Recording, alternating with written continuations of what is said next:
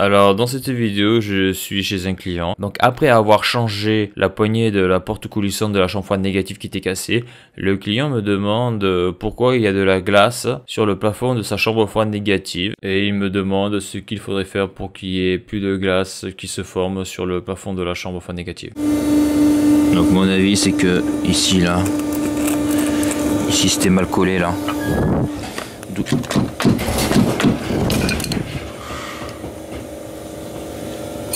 Vous voyez là, tu vois là quand tu as une prise d'air, parce que quand tu as énormément de glace sur un plafond de chambre froide, c'est soit le mec n'a pas de rideau et ou laisse la porte ouverte ou des rideaux, il manque des lamelles de rideau et la porte reste ouverte beaucoup trop longtemps, ou soit il y a une prise d'air en permanence, petite mais en permanence comme ici, parce que souvent le point faible des chambres froides négatives c'est ces guides là. Ces guides là se desserrent et souvent à force de les resserrer, eh bien ça se pète à l'intérieur et il faut c'est-à-dire que la vis tourne dans le vide, il faut après mettre du scellement chimique.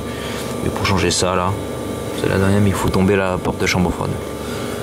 C'est pas quelque chose, en tout cas moi je sais pas faire hein, sans faire tomber la porte de la chambre froide. Parce qu'un collègue on a remplacé un peu la porte une fois et il faut tout tomber quoi.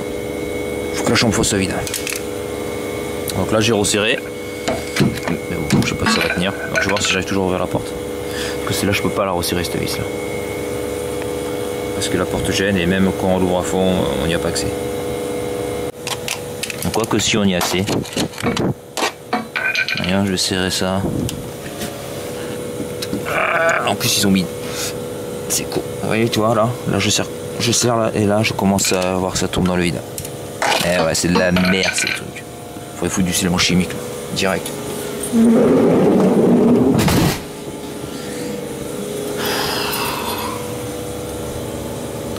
Bon là c'est plus plaqué là. Mais je pense que d'ici quelques semaines voire quelques mois, le truc va se desserrer avec les chocs à chaque ouverture.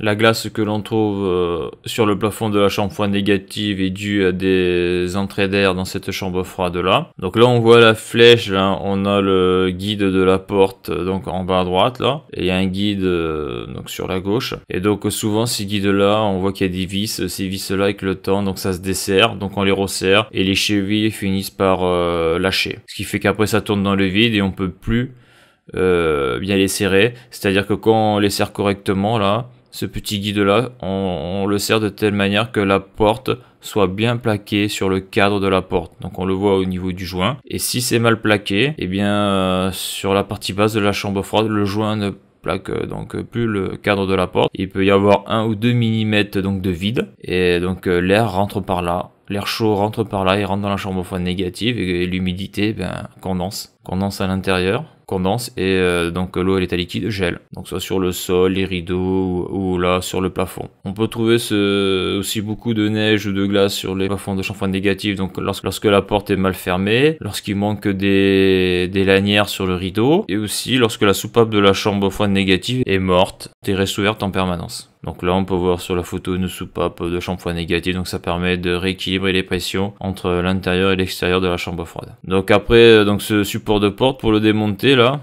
donc ce guide de porte pour le démonter c'est pas évident. Donc je pense que sur celle-là en démontant la butée en haut à gauche du rail qui guide la porte, on peut la sortir un petit peu sur la gauche parce que pour remplacer les chevilles de ça là, bon c'est à dire que là les chevilles il faut les enlever, c'est à dire il faut repercer donc au perfo là et mettre tige filetée et scellement chimique, parce que là ce qui est chiant là c'est vrai que ce type de fixation dans le temps ça vaut rien parce qu'à chaque fois ça se dessert, ça se pète et après ça tient plus quoi. On a souvent ce problème là sur les chambres froides négatives. D'ailleurs si tu as des astuces pour réparer ce type de support là, ce guide de porte de chambre froide, lorsque tu tournes la vis et que ça tourne dans le vide parce que la cheville est morte, eh bien n'hésite pas à laisser un commentaire sous la vidéo. Donc là j'ai dit au client que eh bien le jour où il fera l'entretien de la chambre froide négative, c'est-à-dire que pour faire l'entretien de la chambre froide négative, il faut la vider, qu'il en profite pour faire refaire les fixations des guides de la porte de la chambre froide négative. Donc voilà pour cette petite vidéo, c'était ma vidéo, n'hésite pas à la liker et à la partager et à bientôt pour une prochaine vidéo.